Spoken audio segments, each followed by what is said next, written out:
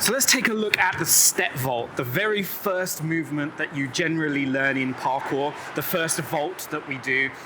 It's also called the safety vault, and it's the one that we tend to kind of revert back to. It's our fallback vaulting movement because you will feel very safe doing it. To begin with, you are going to use 3 limbs. You're going to use 2 hands and 1 leg to get onto the box. So I'm going to shift over to the left side. I'm going to put both hands on top, and then I'm going to use the opposite leg. So my right foot is then going to go up onto the block. So I push up and get my foot up. Now, notice my hips go up first, and I now bring my back leg, so the left leg comes up, through, and drop. Let's do that again. So do it on the other side. So both hands come up, I raise up, I bring my hips on like level, I bring my foot on, and then I raise my bum and my hips even higher.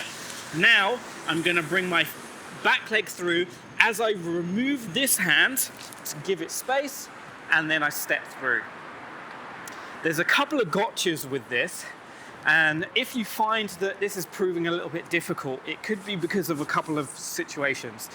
The first one is the hip level, and people tend to not want to raise their hips because it means that their head is sort of leaning forwards a bit.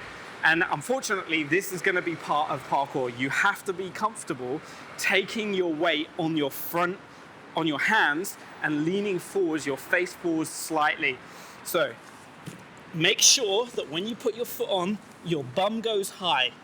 You should be able to then take your weight on the foot and the hand, step through, and come down.